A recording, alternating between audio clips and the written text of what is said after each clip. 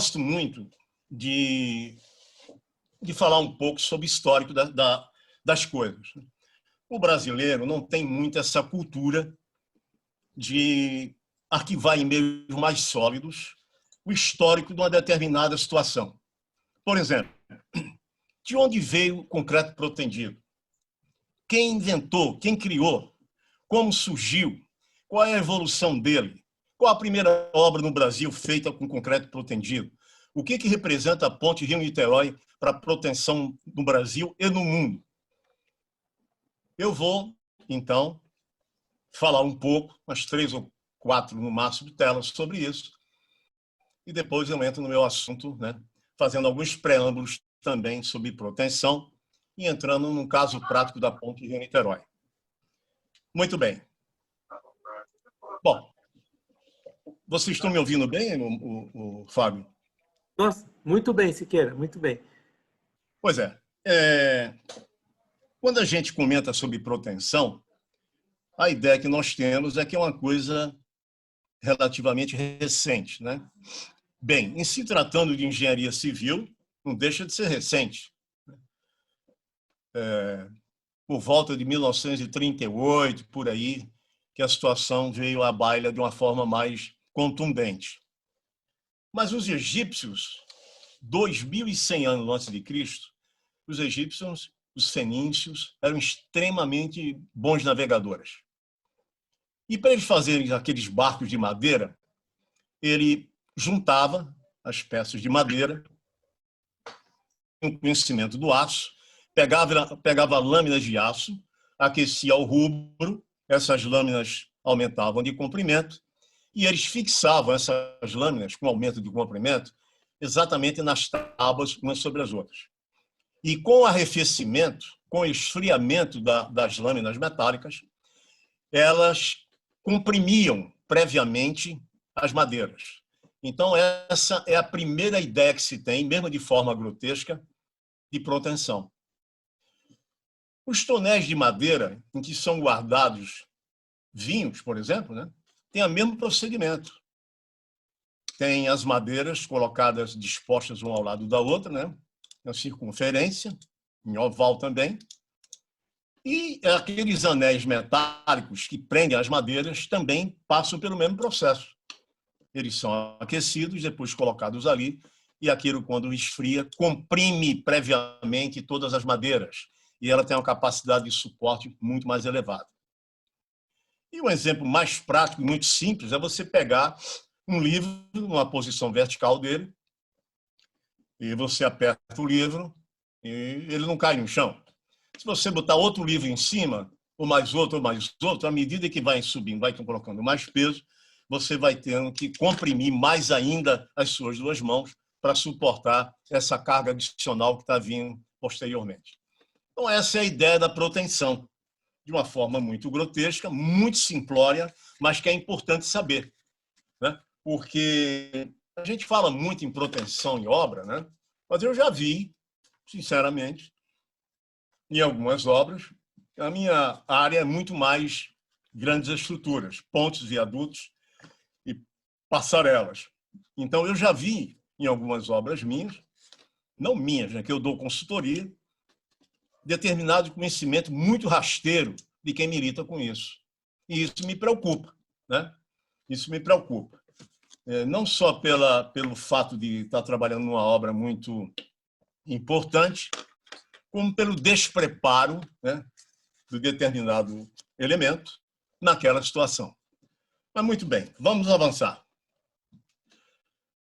1928, eu tinha falado 38, 28, um dos maiores engenheiros que a França já conheceu, Eugène Freycinet. O Freycinet começou a estudar fluência e retração. Até então, ninguém sabia o fenômeno da fluência e da retração, que são dois fenômenos dos efeitos reológicos do concreto. Reologia significa ao longo do tempo. Antes do Freycinet, alguns países, principalmente a Alemanha, os alemães trabalharam muito em cima de proteção. Qual era a ideia? Comprimir previamente o concreto para que ele tivesse uma capacidade portante muito mais elevada. Os alemães fizeram isso, né? Eles comprimiram concreto com barras de aço comum, mas eles não tinham conhecimento da fluência e da retração do concreto. A fluência e a retração provocam encurtamento nas fibras do concreto, que afrouxavam aquele aço, que era um aço comum. E eles ficavam se debatendo por que aquilo não dava certo. Até que o Freycinet verificou que o concreto tinha um fenômeno chamado fluência e retração também. A partir daí, o Freycinet pode ser considerado o grande criador do concreto protendido. Um dos maiores engenheiros que a França teve, se não o maior, e um dos maiores do mundo, né? Porque ele, além de criar o concreto protendido até hoje que a gente faz, né? Vejam, as pontes estaiadas, a ponte estaiada é um caso especial de proteção. Isso vem tudo lá do Freycinet. O processo é o mesmo, né? Algumas nuances são diferentes, mas comprimir previamente é o que interessa. Isso é que se chama de proteção, ou como Freycinet, em 1933, falou, pré-contrat. Muito bem. Além de concreto, do concreto protendido, o Freycinet criou também macacos históricos e aparelho de apoio elastômero fretado. Aparelho de apoio, todo mundo sabe o que é. São elementos colocados numa estrutura de pontes e viadutos, principalmente, para receber, acomodar e transmitir da superestrutura para a mesoestrutura os efeitos, as deformações, os efeitos de cisalhamento e por aí vai. Agora, macaco tórico é uma coisa que talvez muita gente não saiba. Macaco tórico era um equipamento que outrora, até 30 anos atrás, por exemplo, 30 anos atrás, é um bom 30, 35 anos, se usava muito para suspender, erguer a ponte, né, ou a estrutura, para tirar os aparelhos de apoio danificados e colocar aparelhos de apoio novos. Isso não existe mais. Eram apoios circulares, fundamentalmente, e eles eram inflados, imagina, eram metálicos inflados com água, uma bomba d'água, muita pressão, ou com óleo. Essa descoberta foi também do Freycinet, pouca gente sabe disso. E os aparelhos de apoio elastômero fretado, que hoje 99% das obras no Brasil usam. A ponte Rio-Niterói, por exemplo, tem 3.200 aparelhos de apoio. 3.200. Não é brincadeira. Não é brincadeira, né? 3.200 aparelhos de apoio. O elevado da Avenida Perimetral, no Rio de Janeiro, que o nosso alcaide anterior derrubou, tinha algo em torno de 2.500. 2.500. Né? Tem obras no Brasil que tem mais de 2.000 aparelhos de apoio. Então, são elementos pequenos na obra, mas que representam muito, né? Muito em termos de trabalho na vida útil da estrutura. Ok. Princípio básico da proteção. É muito simples, nós já falamos aqui. A ideia é tracionar uma armadura ativa e depois soltar essa tração, e essa tração se reverte em compressão no concreto, né? Isso de uma forma muito simplória, mais ou menos assim. Aqui está um desenho esquemático de uma viga, né? Aqui está a viga, que é essa parte cinza, e o cabo protendido lá dentro. Imaginemos que é uma cordoalha que tem um cabo, desculpa, que é uma bainha e tem cabo protendido lá dentro. Então, qual é a ideia? Aqui estão as ancoragens nas duas extremidades. Se tiverem duas extremidades com ancoragem, são duas ancoragens vivas ou ativas. Se tiver apenas uma de um lado e a outra, você já prende previamente. É uma ancoragem viva e outra morta ou passiva. Ok. Então, o que é que se faz? Traciona-se com macacos especiais esse cabo que está aí dentro, até um determinado limite. Isso é concebido no projeto, pelo projetista. Depois você alivia essa força de tração. Logicamente, vejam, quando você traciona a cordoalha, ela se dilata, né? Ela vai aumentando de comprimento no tracionamento.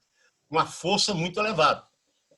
Quando chega naquela força, no macaco que você está puxando, que você vê que aquela força é a necessária, você fixa essa cordoalha nos duas ancoragens aí e solta, libera a ação de tração por esse macaco. Então, a ação que era de tração na cordoalha se reverte no concreto em termos de compressão. Então, é isso aí. Elevada a força inicial de tração na armadura ativa que finda numa compressão no concreto. Esse é fundamentalmente o segredo e o princípio básico da proteção. Qualquer coisa adicional passa por isso aqui. O básico, o capital desse processo é exatamente o que está aí.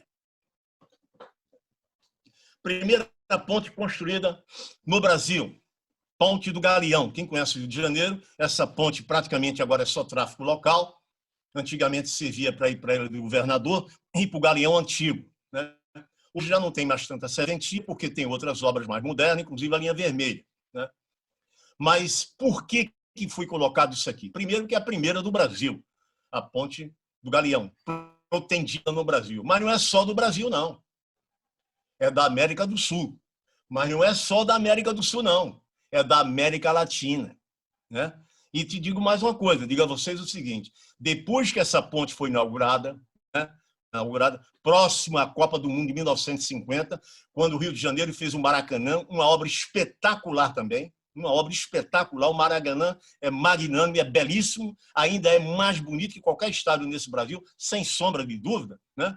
Logo depois disso, dessa ponte do Galeão, os Estados Unidos tiveram que amargar 2 meses depois uma obra improtendida. Ou seja, a Ponte do Galeão é recorde, né, mundial em termos de, na sua essência de construção, pela primeira vez na América Latina. Eu tenho alguns livros de proteção, não só de proteção, eu tenho alguns livros de pontes que eu gosto muito, e lá está escrito esse registro maravilhoso para a gente, né? Ou seja, a Ponte do Galeão no Rio de Janeiro é a primeira ponte em concreto protendida da América Latina. Isso é um feito magnânimo para a gente. É fato que, não sei se vocês sabem, em Paris tem 2 aeroportos principais, né?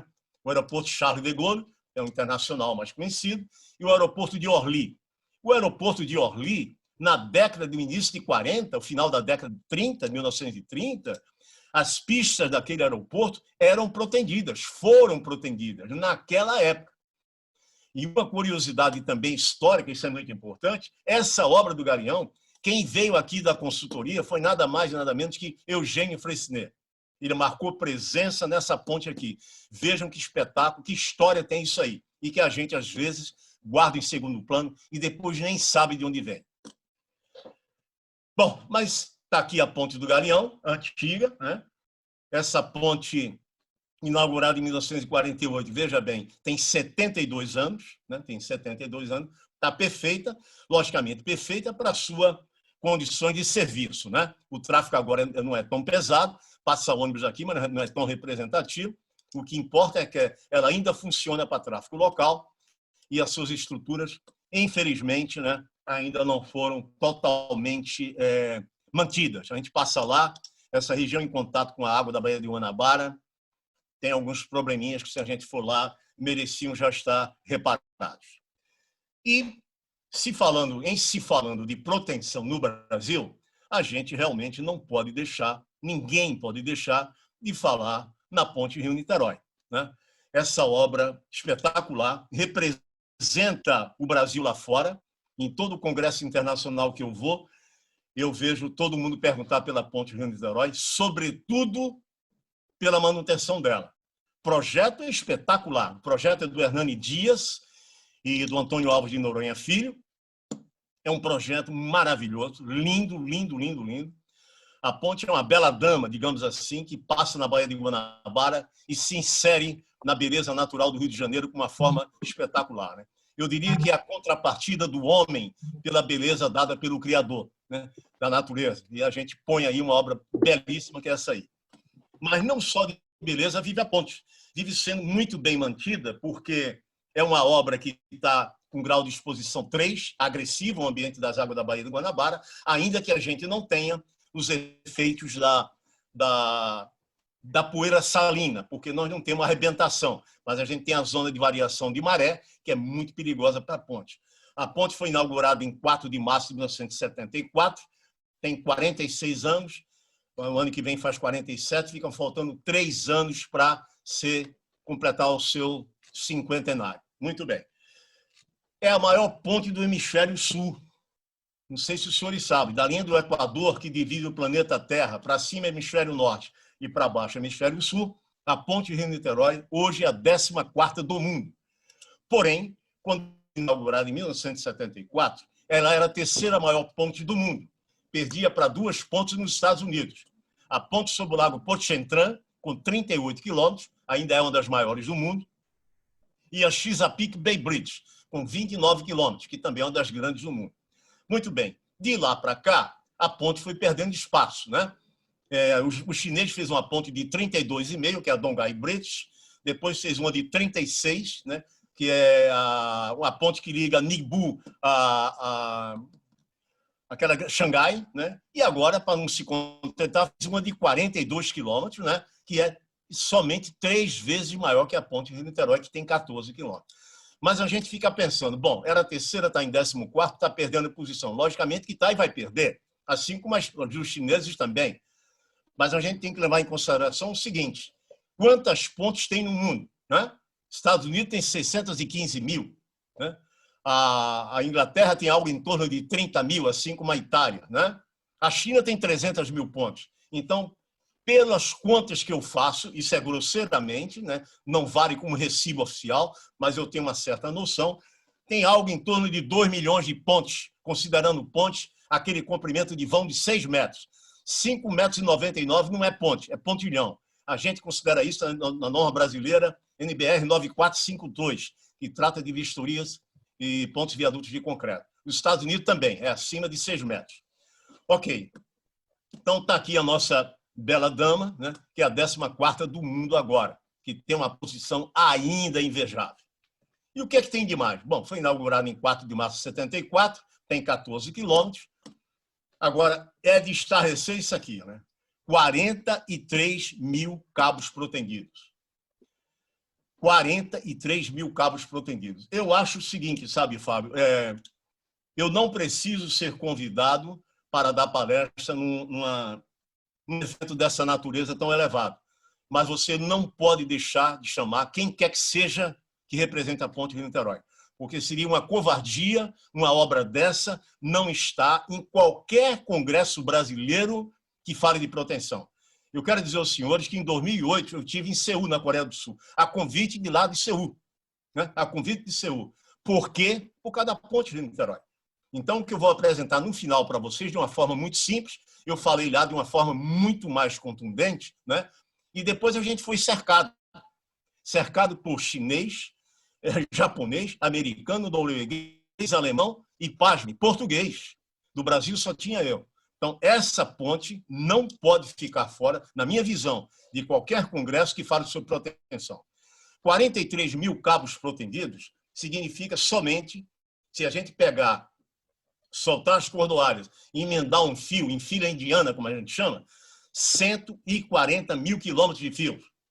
Isso dá somente 3,5 vezes a volta ao planeta Terra.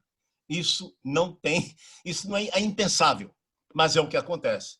E hoje já tem mais do que 43 mil cabos e já tem mais do que 140 mil quilômetros de fio, porque a ponte está sendo toda reforçada por uma questão de que eu vou falar daqui para frente. E só está sendo reforçada porque foram vistos os problemas que estavam acontecendo, né? Porque a ponte é vistoriada diariamente. E, com isso, a gente dá sobrevida a ela. Uma obra dessa não pode ficar um dia sem ter um tratamento carinhoso de olhos que tenham supervisão para verificar os problemas que ela tem. A ponte está envelhecendo e estão sendo feitos vários serviços a longo tempo. Alguém pode pensar, já que está fazendo tanto serviço ao longo tempo, será que ainda precisa? Agora mesmo é que precisa. Se compare a vida de uma obra dessa com a vida humana. Quando a gente vai ficando mais velho, mesmo que se cuide o máximo possível, a gente precisa de um tratamento diferenciado. Então, essa é a apresentação que a gente tem da ponte de Niterói. Eu devo dizer a vocês que duas pontes chinesas, uma com 32,5 km e outra com 36, antes dos chineses concluírem essas pontes, eles vieram aqui no Brasil somente verificar duas coisas. Primeiro, como é que a gente fazia a manutenção dessa obra magnânima? Muito bem, isso é a primeira coisa. Tivemos uma reunião com eles, explicamos tudo. Segundo, eles queriam saber o que o brasileiro fez para proteger a ponte de Rio-Niterói contra choque de embarcação. Se vocês verificarem, no meio da ponte lá, tem um vão mais alto, e esse vão mais alto que eu estou mostrando aqui tem 3 canais navegáveis. O principal de navegação tem 300 metros e 2 adjacentes, um no sentido do Rio, outro no sentido de Niterói, de 200 metros. Nós já sofremos acidentes de navio batendo na ponte, mas não no vão central, porque nós temos nosso sistema de defesa e duque d'Alba que protege a ponte contra choque de embarcação. O acidente que a gente teve foi um irresponsável que tentou passar num vão de 80 metros, onde deveria passar no de 300. Mas isso é assunto de outra palestra que eu gosto muito de falar também, que é choque de navio contra ponte. Ok, vamos seguir adiante. Né? Está aqui a ponte vista de outro ângulo. Essa superestrutura que os senhores estão vendo aqui, cinza, bem pintada, bem mantida, são os caixões metálicos, superestrutura metálica. Né? Olha a leveza disso aqui, apoiado em 4 aparelhos de apoio metálico. Olha que coisa espetacular. Né? Esse pilar, aonde está passando esse carro aqui agora, tem nada mais, nada menos do que, para a linha d'água, nível da água médio do mar, 72 metros. Esse pilar deve ter em torno de 60, 59, desculpe, 60, 59, porque essa misla tem em torno de 12 a 13 metros. Então, é o único segmento da ponte Rio-Niterói que não é brasileiro, é o vão central. A superestrutura, somente, ou seja, 13 mil toneladas de aço. 13 mil toneladas de aço, que hoje é um pouco mais, em torno de 18, porque já foram feitas uma série de alterações na ponte Rio-Niterói. A ponte pesa em torno de 1.250.000 toneladas. A ponte Rio-Niterói, se a gente tivesse um guindaste, hipoteticamente, que pegasse a ponte, ele tinha que ter uma capacidade importante, né, de suspender 1.250.000 toneladas. Ou seja, todo de concreto, porque somente 13 mil toneladas é projeto americano e construção inglesa. Logicamente que o projeto americano teve participação da gente também, eu também participei disso na época da construção e do projeto, e a construção. O resto é tudo brasileiro, projetado por Antônio Alves de Noronha Filho e o Benjamin Hernandes Dias. Algumas vantagens do concreto protendido, eu estou me referindo a pontes e viadutos, né? Esse aqui é muito mais, é claro, evidente. Você permite estrutura mais esbelta, né? Muito mais esbelta, com vão maiores. Né? Por que isso? Porque você reduz o peso próprio da estrutura do concreto armado. Quando você reduz, você tem vão muito mais esbelto e com vão maior. Né? A ponte Rio-Niterói, já me perguntaram por que ela não foi estaiada no vão central. Né?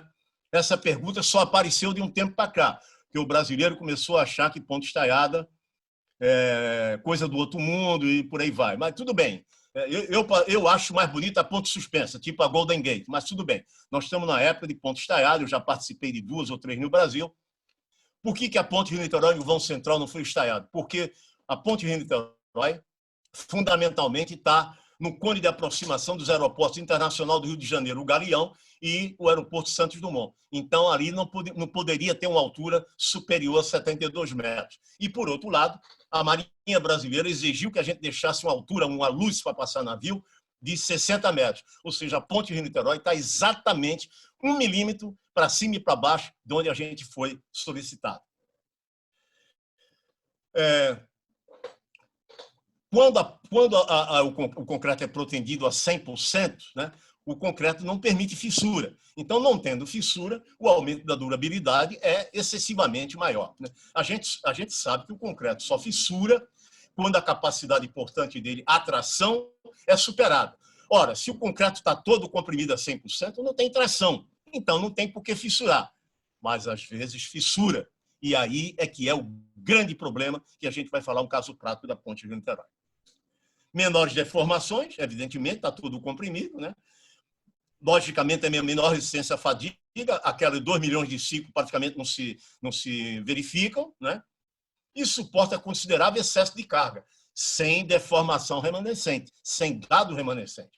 Desde que seja um excesso de carga, logicamente que a obra é suporte. A gente vai ver um caso da ponte aí na frente, que é muito interessante. Aí está. Isso aqui é fundamental. Não se deve esperar fissura em concreto protendido. Ah, mas o concreto está protendido, uma viga, eu estou vendo fissura. Né? Isso tem que ser pesquisado. Qual é a origem dessa fissura? Não pode simplesmente você aplicar a metodologia clássica, acadêmica. Abre o veio da fissura, colmata, põe purgador, põe tarugo, injeta epóxi. Se você fizer isso, não adianta nada. Não adianta nada. Esse exemplo a gente tem na ponte, porque qualquer anomalia num concreto, você não repara sem saber a origem, porque senão você não mata o problema na origem. E a gente, na ponte de Niterói, descobriu isso também. Não é que descobriu, Colocamos isso em prática. Muito bem.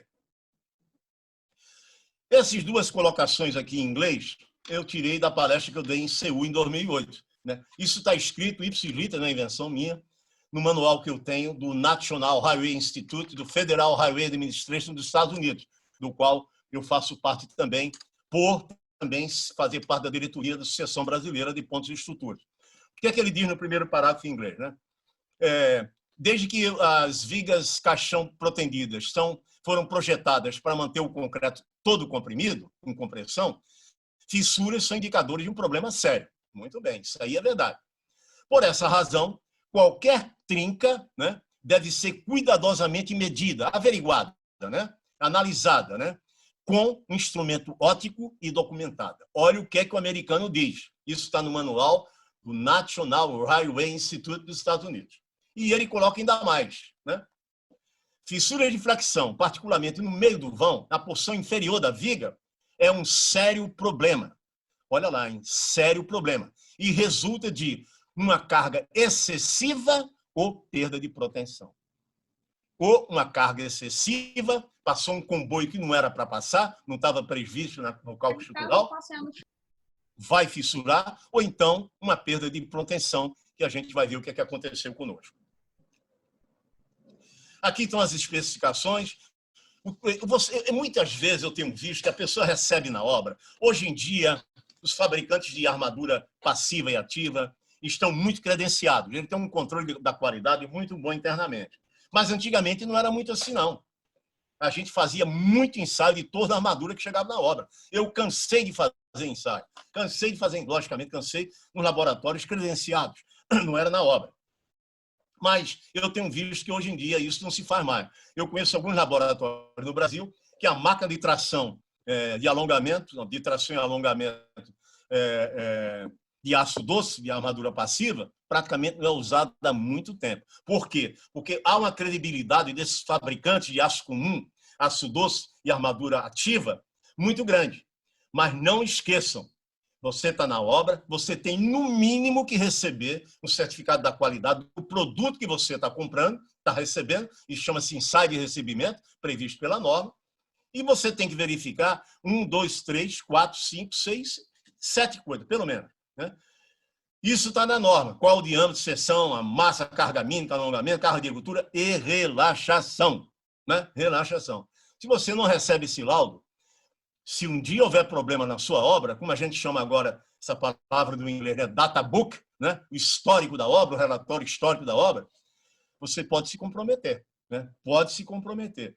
Às vezes a gente peca por omissão, né? Acha que está tudo muito bem. Não, o cara tem um controle dele, não importa o controle dele, importa o seu. Se você tiver ideia de problema, pelo menos você está documentado. Você vai em cima de quem te vendeu o material. Né? Eu já vi algumas cordoalhas que chegaram em obras que eu trabalhei, cordoalha chinesa, hein? Chinesa. E já vi cordoalha espanhola também, que passou, os ensaios passaram, mas na tangente. A gente teve que fazer ensaio de contraprova pela não segurança do primeiro resultado, apesar de ter dado. Mas ficou muito próximo do limite, com a segurança nossa, a gente mandou repetir e os ensaios aprovaram o material. Ok. Hoje já não existe, vejam bem, existiam, né? Um tipo de cordoalha chamado relaxação normal, está aqui embaixo, RN, relaxação normal. E hoje em dia, todas as cordoalhas são RB, né? Relaxação baixa. O RQ, hoje não se fabrica mais ensaio de relaxação normal. Mas antigamente se usava em todo canto de relaxação normal. O termo normal aí aplicado é um eufemismo. Eufemismo significa o seguinte, relaxação normal não é nada de normal, ela é muito alta. E o exemplo que a gente tem é o da ponte Rio-Niterói. Quando a ponte foi inaugurada em 74, 4 de março de 74, a gente não tinha ainda no Brasil cordoalha de baixa relaxação, ou de relaxação baixa. Isso só surgiu em 1976, com a Belga Mineira. Tá? Então, a ponte Rio-Niterói foi toda feita com relaxação normal. E toda a obra lá atrás, antes da ponte, também.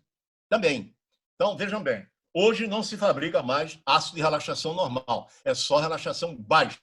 Então, essa preocupação que a gente vai mostrar agora não deve haver daqui para frente. Não deve. Eu não estou dizendo que não há, não deve. Né? Agora, as obras que ficaram lá atrás, O que é que a gente pode pensar delas? Muito bem, vamos lá. Perda de tensão. Quando se faz a protensão, você tem a perda de tensão imediata, perda pela fluência, pela retração, pelo atrito nas paredes internas e, ao longo do tempo, pela relaxação. Pela relaxação. Fluência até os 5 anos, 6, 7, 8 anos. Na ponte, o doutor Hernani Dias, conversando comigo, ele disse que considerou até 10 anos. Ou seja, retração, fluência, deformação imediata, atrito, já foram embora há muito tempo na ponte. Estão literalmente processados. Mas a relaxação não. Porque a relaxação é um fenômeno que ocorre ao longo dos anos. E o ensaio de relaxação, para traduzir isso, leva simplesmente 1000 horas para serem executados, né? Isso representa 42 dias em estado de relaxação. Aqui está o que eu comentei. A fluência e a retração encurta as fibras do concreto, né? E, com isso, perde pré-alongamento do aço duro, que é a armadura ativa. Então, isso tem que ter cuidado. A fluência, nos primeiros anos, 5, 10 anos, como o caso da ponte. Agora, a retração não se tem com segurança quando ela se estabiliza. Eu estou me referindo à relaxação baixa. Desculpe, relaxação normal, não relaxação baixa. Isso que nós estamos falando se refere à relaxação normal. Quando cessa a perda de tensão no acordoário, num cabo, que foi protendido e é de relaxação normal. Bom, vamos lá adiante. O ensaio de relaxação baixa, né? Qual é a diferença de relaxação normal para baixa? Primeiro, a relaxação baixa é um processo de estabilização. Na verdade, estabilização é um tratamento termomecânico em que o aço vai a temperatura de 350 graus, na verdade 349, é banhado em óleo e é simultaneamente tracionado. Ou seja, nesse mecanismo, né, nesse processo, nesse cenário, nesse panorama, você já faz aí no laboratório, na fabricação, você já elimina boa parte da relaxação. Por isso que essa grande parte que sai da relaxação, ela fica com pequena quantidade, você chama de baixa, né? E aí, nada mais é do que um processo vamos dizer assim, de antecipação da relaxação. É isso que se faz, ou seja, a cordoária de relaxação baixa é aquela cordoária estabilizada. O que é estabilizado? O processo de estabilização, a cordoária toma um banho de óleo, é tracionada e com a temperatura de 349 graus. Isso você elimina grande parte da relaxação, né? Você diferencia a relaxação baixa da normal por conta disso. As cordoárias da ponte Rio-Niterói, até então, em 1974, que a gente não tinha aqui cordoária de relaxação baixa, são todas de relaxação normal. Então, não passaram por esse processo. Aqui está, eu já falei sobre isso. Bom, relaxação é a manutenção da deformação com a variação da carga, né? É o contrário da fluência. A fluência está para o concreto, uma relaxação está para o aço duro, a armadura ativa. É um ensaio que se faz em 1000 horas, com temperatura controlada de 20 graus, mais ou menos 1 grau centígrado. Esse é outro problema, porque no laboratório você tem um controle da temperatura. Na ponte Rio-Niterói, que você pega verão carioca 42 graus, embora 42 graus ambiente não signifique 42 no interior do concreto, nós fizemos um estudo que isso cai para em torno de 34, 35, mas de 34 graus para 20, esses 14 graus, tem influência gritante na relaxação. Ou seja, é preciso deixar claro que a relaxação do aço protendido é função da variação da temperatura. Quanto maior a temperatura, maior a relaxação do aço. Tanto que, quando o processo de estabilização, para fazer a relaxação baixa, cordoária de relaxação baixa, você aumenta consideravelmente a temperatura para fazer com que a relaxação se processe ali na fabricação. Aqui é mostrando também uma comparação, o gráfico da esquerda, em vermelho, RL, Low Relaxation, baixa relaxação, um ensaio com temperatura de 20 graus. E à direita, Normal Relaxation, relaxação normal com 20 graus. Vamos pegar o último exemplo lá embaixo. 0,8 FPTK é a força de ruptura da cordoária. Se você usar 0,8 da força de ruptura, uma cordoária de relaxação baixa vai dar 3,5% de relaxação a 20 graus. E a outra aqui, normal, vai dar 12% de relaxação. Olha que diferença. Isso aqui eu peguei também do americano. Esse gráfico a gente montou com os dados americanos e com o exemplo que a gente fez da ponte de Niterói. Muito bem. O que acontece? Como não existe mais cordoária de relaxação normal, né, para que continuar a fazer essa pesquisa? Isso foi o que os grandes pesquisadores internacionais julgaram. Mas o americano, 3 camaradas, Magura, Sozen e Sis, né, estudaram durante 10 anos, né, o processo de relaxação. E fizeram uma extrapolação para 50 anos. E chegaram à conclusão seguinte, que no ensaio, com 50 anos, o valor que der em 1000 horas no ensaio de laboratório para relaxação normal, você pode multiplicar por 3. Ou seja, 12% que dá no ensaio, com 50 anos vai dar 36% de perda de tensão. Se bobear, uma obra dessa cai. Né? E foi o que aconteceu. Não caiu, logicamente, mas foi o que aconteceu com a gente na ponte de Niterói. Né? As armaduras ativas começaram a se afrouxar e a gente começou a detectar uma série de fissuras na superestrutura em concreto do trecho sobre o mar. As aduelas pré-moldadas, coladas e protendidas. Então, aí começou a nossa, digamos assim, via crucis, né? O que fazer, né? Já que não se tem mais nenhum estudo desse, né? O ideal seria que esse estudo tivesse continuado, mas, como eu falei, não tinha mais cordoária de relaxação normal, então ninguém quis mais fazer isso aí. Então, dando uma sequência, é interessante sempre dizer, há uma influência muito grande da temperatura na relaxação da cordoária. Isso é líquido e certo, né? Provado por aqueles 3 anteriores e também a gente na ponte de Niterói. Aqui é um caso interessante. Isso é uma obra em Palau, está aqui escrito Palau. Palau é uma república administrada pela ONU, fica lá na Oceania, né? A Organização dos Estados Unidos é administrada pela ONU, e essa obra foi recuperada há 4, 5, 6 meses, né? Mas se vocês verificarem, né, aqui, ó, você pegar essa linha que vem aqui, essa linha vem, quando chega aqui no meio do vão, a linha baixa. Opa, desculpe. Quando chega aqui no meio do vão, a linha baixa, mostrando uma flecha no meio do vão, né, onde tem um momento máximo positivo. Muito bem. Ninguém ligou isso. Fez uma perfumaria externa, ficou muito bonito, né, mas a obra veio a perecer. Está aqui. E qual foi o problema disso aí que ninguém notou? Relaxação dos cabos protendidos. Bom, mas ninguém viu, não. Por quê? Porque ninguém se ateve a verificar se essa obra comprimida a 100% estava apresentando fissura. Daí a razão que lá no começo eu disse, obra protendida que apresenta fissura não significa que vai cair, mas você tem que ter muito cuidado, ver a origem da questão e reparar, porque senão acontece isso que está aqui. Essa é outra situação. Há um fenômeno que só acontece na armadura ativa, do inglês stress corrosion, que é corrosão sob tensão. Eu estou mostrando aqui... Ok. Desculpa, qual é o teu nome? Essas bolinhas amarelas é como se fosse a cordoária. Então, 1, 2, 3, 4, 5, 6, 7, 12 ya. Mucho gusto. No sé si ya nos habíamos visto antes o no sé cómo. Desculpa, Albino, Siqueira. Posso continuar? Pode sim, o rapaz abriu o microfone que eu já... Tá ok. Bom, essas setas que eu estou mostrando, isso aqui seria a bainha, né? A bainha, as cordoárias, e aqui o interior da bainha sem nenhuma cauda de injeção. Né? A finalidade da cauda de injeção, em primeiro lugar, é proteger a armadura contra a corrosão e depois estabelecer a aderência entre o concreto estrutural e a armadura de proteção. Esse caso aqui aconteceu no Brasil, na BR-101, em Santa Catarina. Essa ponte chama-se Ponte sobre o Rio Luçanga, uma ponte antiga. Vocês vejam aqui embaixo, né?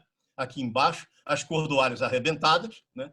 E o que aconteceu aí? Eu tenho um relatório do DENIT, naquela época era DNR, que o Calheiros me deu, meu colega de COP, quando eu fiz a pós-graduação em estrutura na Universidade Federal do Rio de Janeiro, e ele me deu isso aí. Essa obra pereceu por corrosão nas armaduras, na armadura ativa. Então, aconteceu o processo da corrosão sob tensão. Mas vamos ver o nosso caso da ponte de Niterói. Muito bem. Aqui está o pilar, eu acho 137 da ponte de Niterói, se não me engano. Esse pilar deve ter uns 40 metros de altura, por aí. Vocês veem, né? Aqui é o sistema de aduelas. Aqui estão as aduelas aqui embaixo nas balsas para serem montadas. São segmentos pré-moldados, né? E que eram colados com resina epóxi. Está aqui uma aduela e está aqui outra aduela. Entre a aduela e outra, tem uma cola epóxi que unia as duas peças. Logicamente que essa cola epóxi não teria resistência suficiente para manter esse balanço sucessivo. Tem que fazer uma brelagem interna, que é uma proteção inicial por dentro da aduela, que é vazada, logicamente, para que aguentasse isso aí, esse processo do balanço sucessivo. Mas aqui está uma visão da montagem da obra. Essa foto é de 1973, né? Você já tem 47 anos. A treliça lançadora, aqui em cima. Essa treliça a gente comprou para a obra na França, da Campenon Bernard. E você vendo de frente, está aqui a aduela, né? Aqui embaixo, na ponte, aqui tem 7 cabos de um lado e 7 do outro, na mesa inferior, no banco inferior, onde tem momento positivo. Aqui não está dando para ver direito, mas tem 21 cabos na parte superior e 21 superior. Então, 42 cabos negativos e 14 cabos positivos, em determinada seção. 42 com 14 são 56. Só em um vão. A ponte tem 103 vãos, duplo, de um lado e de outro, que é sentido Rio e sentido Niterói, né? Então, vocês vejam, em cada cordoário, cada cabo tinham 12 cordoárias de meia. Então, não é de se espantar aqueles 43 mil cabos protendidos. Ok. Acontece o seguinte, aqui está um gráfico, né? Uma ilustração, digamos assim, do vão de aduela da ponte de Niterói. A significa aduela de apoio, aduela de apoio. Entre esse pilar aqui e aquele outro, é um pilar, vamos dizer assim, a seção modular, a distância modular de 80 metros. E você tem a duela de apoio, e vem a duela 1, 2, 3, 4, 5, 6, 7, 8. E depois vem 8, 7, 5, 6, 4, 3, 2, 1, e aqui está a duela de apoio. Isso preto aqui é o aparelho de apoio de neoprene, isso preto aqui é o aparelho de apoio de neoprene. Muito bem. E o que aconteceu na ponte de Niterói? Aqui, entre essas duas aduelas, todas as 8 aduelas, de um lado e de 8 às 16, são pré-moldadas e protendidas. Aqui no meio do vão, tem um segmento de fecho, né, que a gente deixou propositadamente para qualquer eventualidade de melhor, vamos dizer assim, chegada de uma aduela com a outra. Se tiver algum problema de desnível ou de diferença qualquer, a gente tirava essa diferença numa concretagem in situ. Muito bem. Isso aqui são as juntas coladas, que nós estamos representando. Aqui tem uma junta colada, outra junta colada e por aí vai. Ok. Então, o que acontecia? Só acontecia fissura na união da duela de apoio com a duela 1 e a duela 1 com a duela 2, né? De um lado e de outro. Mas também acontecia entre a duela 8 e o segmento de fecho e a duela 8 e o segmento de fecho. Mas as fissuras só se davam, então, no momento máximo negativo, que é aqui, e no momento máximo positivo. Muito bem, então vamos ver aqui, né? Outra ilustração. Está aqui, né? Diagrama de momentos sobre os pilares negativos e no meio do vão positivo. Aí a gente vem para essa outra ilustração aqui, né? O que a gente fez? Colocamos selo de gesso no interior da aduela, né? Do lado esquerdo tem escrito prova, está aqui 1. Do lado direito tem escrito contraprova, 1. Aqui está a fissura, né? Poxa, será que é fissura mesmo? Põe uma contraprova. Voltamos lá 2, 3, 4, 5 dias depois e fissurou novamente. Aí a gente constatou que a fissura era verdadeira e que a ponte estava realmente perdendo tensão. Os cabos já estavam afrouxando. Aqui é um outro. Vocês estão vendo aqui, ó, na mesa inferior. Esse vermelho aqui é líquido penetrante. Aqui tem um selo de gesso, aqui tem um selo de gesso. Nós colocamos líquido penetrante para ressaltar aos olhos, muito mais ainda, a fissura.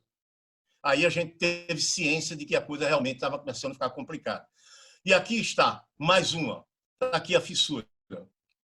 Aqui mostrando, olha a fissura onde vem. Está aqui, ó. Vem o selo de gesso.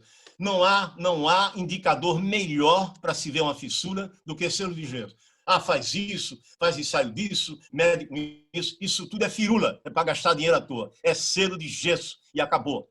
A representação de uma fissura no selo de gesso não tem igual visualmente. E foi o que a gente fez. Acontece que na ponte é uma estrutura colada. Eu mostrei a você, né? Aqui está uma duela, aqui está outra. E a gente colou. Está aqui descendo a cola epóxi. Se houver, veja bem, dessa duela para cá, tem cabo protendido. mas não tem, aqui é um segmento que está colado, não tem a armadura passante, não tem armadura passante, armadura frouxa. Então, se houver uma fissura aí, o que é que acontece? A fissura vai caminhar logo para se instalar e não tem armadura ativa, não tem armadura passiva.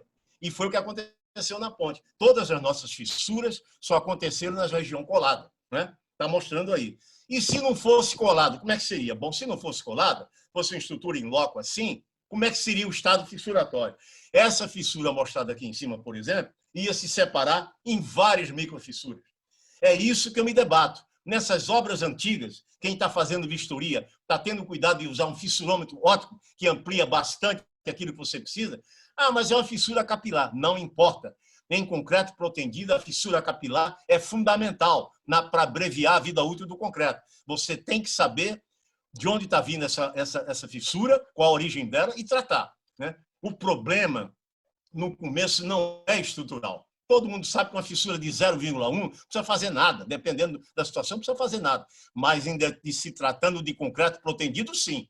Especialmente se o concreto protendido foi feito com armadura antiga, de relaxação normal. Bom, então vamos lá. Começou, então, a via crucis lá na ponte Rio-Niterói, né? Tivemos uma ajuda fundamental do Hernani Dias.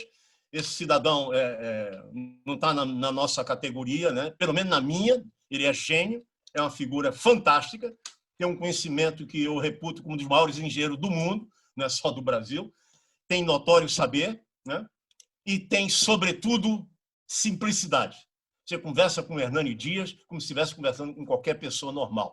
É um gênio que te dá ouvido e conversa com você. Eu devo muito ao que eu sei, né, ao Benjamin Hernani Dias. Eu não tenho nunca como pagar a ele o que ele já me ensinou. De forma que o único pagamento que eu dou é que numa palestra dessa eu enalteço o nome dele, porque merece. Não é só porque ele fez comigo, não. É um gênio, Hernani. Muito bem, então eu tive a honra e a sorte de fazer um estudo com o Hernani. E verificamos várias coisas. Fizemos ensaio não destrutivo, colocamos selo de gesso, verificamos se tinha problema de cloreto e sulfato no concreto, se tinha carbonatação, medimos temperatura, então nós tínhamos o controle durante um ano da temperatura, fizemos experiências internacionais, eu estive na Áustria, estive na Alemanha estudando isso, não foi brincadeira, né? E verificamos, aí é que está o X da questão, viemos para cá, ó, relaxação dos cabos protendidos. E aí a gente descobriu que os cabos da ponte, a gente fez aquele ensaio que eu mostrei lá atrás, os cabos da ponte estavam realmente, depois de 30 e tantos anos, né, estavam afrouxando. Né? Ah, mas isso é um absurdo, não podia. Não, é absurdo, não. É normal. Absurdo se não acontecesse isso. Eu não estou criticando proteção, não. Eu sou o fã número 1 da proteção, a começar pela ponte Rio-Niterói, né? É show de bola. Concreto protendido é top. Não tem que pensar. Depois que eu peguei na ponte Rio-Niterói, que eu dei minhas consultorias, eu tenho várias obras de consultoria de controle da qualidade de materiais, e principalmente do concreto. Nunca trabalhei em obra que não tivesse protendido. Nunca, nunca, nunca. Então, eu estou falando pelo seguinte, nós temos que ter cuidado, porque o que outrora era bom, hoje pode não ser, porque aconteceu com a ponte Rio-Niterói. E aqui está. O que a gente foi fazer na ponte Rio-Niterói? Bom, se os vãos estão fissurando, nós vamos ter que reforçar. Por que os vãos estão fissurando? Porque as cordoárias, os cabos estão perdendo tensão. Então, vamos repor aqueles cabos. Então, o Hernani fez um estudo de cálculo estrutural, e disse, vamos reforçar os vãos fissurados. Muito bem. E vamos continuar monitorando o selo de gelo. Olha, doutores, na ponte Rio-Niterói, nós já aplicamos cerca de 10 mil selos de gesso. Preste atenção, 10 mil selos de gesso. Nós temos o controle disso tudo. Quando foi colocado, quando fissurou, onde fissurou, se foi em momento negativo, positivo, na mesa inferior, na alma, na mesa superior, tudo a gente tem. Isso é que se chama uma obra bem controlada. E não podia ser de outra forma com uma obra daquela dimensão. Nós temos esse controle todo, né? E o que é que a gente fazia? A gente monitorava o selo de gesso no verão e no inverno. As outras temperaturas, as outras estações, têm temperatura mais amena. Agora, no inverno, que fica frio, a gente ia lá dar uma olhada. Mas os selos de gesso rompiam fundamentalmente durante o verão. Por quê? Porque a temperatura mais elevada. E por quê? Porque a cordoalha é suscetível à elevação da temperatura para ela se dilatar e liberar a relaxação que ela tem armazenada. E tem uma coisa interessante. A ponte Rio-Niterói tem um caixão sul e o caixão norte. Vamos simplificar. O caixão lá do Cidade e o caixão lá do Paquetá, Ilha de Paquetá. A ilha de Paquetá, o sol se põe desse lado. E no outro lado, o sol nasce do outro lado. Quando ele nasce, está mais frio. Quando ele passa para o outro lado, esquenta muito mais. Pois bem, esse caixão que era mais esquentado, ficou claro para a gente, sempre era mais propenso a fissurar do que o caixão oposto. Um negócio espetacular. Esse estudo da ponte, eu chego a me arrepiei com o Hernani quando a gente descobriu isso. Foi um negócio muito bacana. Esse trabalho foi apresentado, como eu falei, em Seul, na Coreia do Sul. Quando eu acabei de falar, um português me fez uma pergunta em inglês e um chinês. E eu disse com meus botões, minha palestra não agradou, ou eu falei inglês errado, eu disse um monte de besteira, ou ninguém entendeu nada. Pois bem, quando eu acabei, todo mundo me cercou, eu tenho o mesmo problema no meu país, eu tenho o mesmo problema no meu país, eu tenho o mesmo problema no céu. Todo mundo queria começar, entendeu?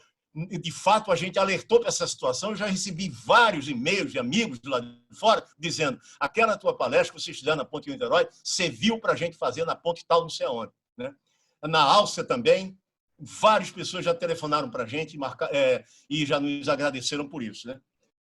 E o que a gente fez? O que interessava para a gente era verificar, vamos fazer um ensaio de cordoária, não com 20 graus centígrados, com 32, fazer ensaio de laboratório para ver o que dá. Bom, essa história é meio problemática, né?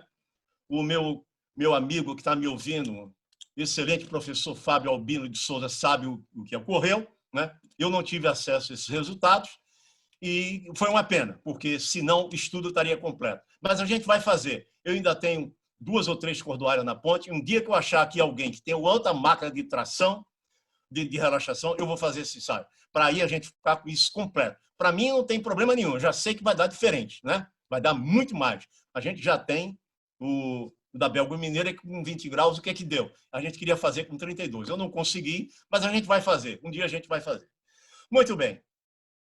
Está aqui por dentro da ponte que a gente fez.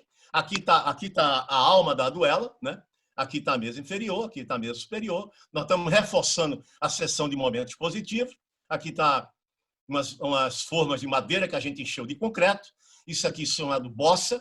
Passamos os cabos aqui. O Hernani, para um momento negativo, ele colocou um cabo e meio em cada lado da alma, ou seja, um cabo e meio ele colocou para reforçar e protendemos com a força de proteção que ele especificou. As fissuras que estavam abertas, todas elas fecharam e, logicamente, não voltaram mais a abrir. Esses reforços foram feitos com cordoária engraxada, cordoária estabilizada, de relaxação baixa, de forma que agora, nesse caso, a Ponte Rio-Niterói, no nosso entendimento, meu e do Hernani, mais 50 anos ou muito mais para que apareça fissura nesse vão que foram reforçados. Aqui está uma outra situação. Esse foi o primeiro projeto, foi feito pelo saudoso Mário Vilaverde, um engenheiro de mão cheia também, que eu conheci na Ponte Rio-Niterói. O Mário fez esse primeiro projeto e o Hernani adequou para uma situação mais robusta. Então, aqui as bossas feitas e os cabos passando. E na mesa superior, a gente não tinha essa possibilidade de fazer bossa. O Hernani projetou uma estrutura metálica e os cabos iam direcionados por aí e passavam aqui, ó. Quando chegava na mesa, na duela de apoio, que tinha um momento máximo negativo, os cabos passavam por aí na mesa superior. A concessionária Ecoponte, que toma conta da ponte Rio-Niterói agora com bastante galhardia, né, e perseverança. Eu dou consultoria para eles, me orgulho disso.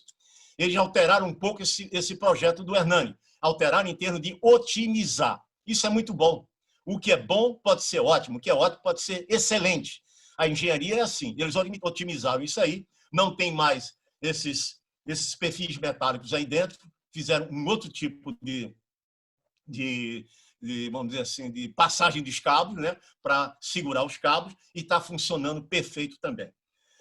Essa é basicamente a história da Ponte Rio-Niterói. Eu tive que contar de forma rápida, porque eu não gosto de passar no meu horário, eu não estou passando, eu estou contando aqui. Eu não sei se vocês sabem, lá fora, nas palestras que eu dou lá fora, você fica num parlatório e tem uma luz verde. Quando faltam 5 minutos, acende uma luz amarela. quando o seu tempo acaba, acende a luz vermelha e corta, e o seu microfone é cortado. Você fica falando com as paredes. Para eliminar o que o Brasil tem essa mania. O cara acha que a palestra dele é mais importante que todas. E entra 10, 15, 20, meia hora no tempo de outro.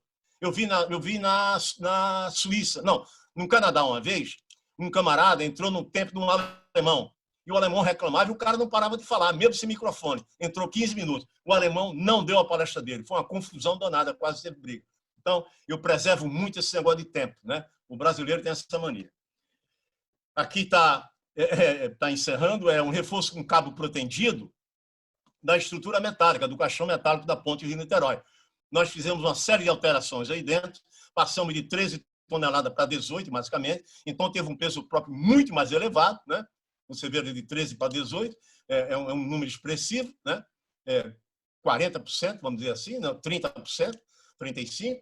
Então, a gente teve que protender o caixão metálico. É muito interessante isso aí, né? Eu sempre digo ao professor Albino que no dia e a hora que acabar essa pandemia, que se Deus quiser vai acabar logo, a Ponte Rio-Niterói está à disposição dele muito mais do que qualquer outro grupo, sem desmerecer outro grupo, somente pela perseverança desse cidadão e, numa época dessa, fazer uma semana de proteção tão bacana que aquela primeira palestra realmente abriu com chave de ouro.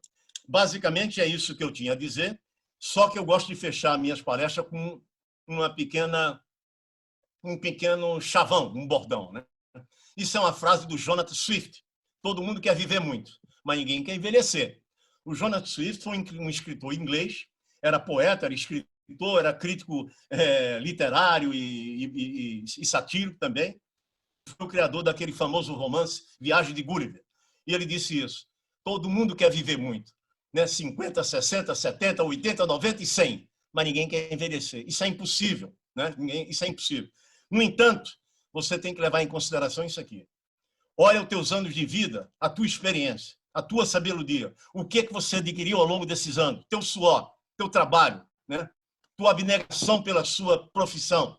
A nossa profissão de engenheiro é a coisa mais linda do mundo. Se vocês verificarem, engenheiro civil, nós somos os construtores do mundo. Eu agora estou na minha casa de apartamento, eu fui um engenheiro civil quem fez. Um estádio, uma ponte, um viaduto, uma passarela, um túnel, um hospital, um supermercado, uma rodovia. Tudo isso é criação do engenheiro civil, né? Então, quando a gente envelhece, envelhecer não significa nada. Isso é uma riqueza, porque muitos não chegam na idade que outros chegam. Então, à medida que o tempo passa, agradeça pelo que você teve de experiência, adquiriu e pelo seu saber. As dificuldades que você viu ao longo do seu caminho e que te trouxe por uma situação benfazeja que você está agora. Vocês me perdoem essa eloquência, eu gosto muito de falar na nossa profissão, porque é uma das profissões, se não, para mim, a mais bonita do mundo. O médico toma conta da gente, mas se não fosse a gente, ele não tinha hospital. E esse hospital é feito projeto arquitetônico, estrutural e construção pela engenharia civil. Muito obrigado a vocês todos.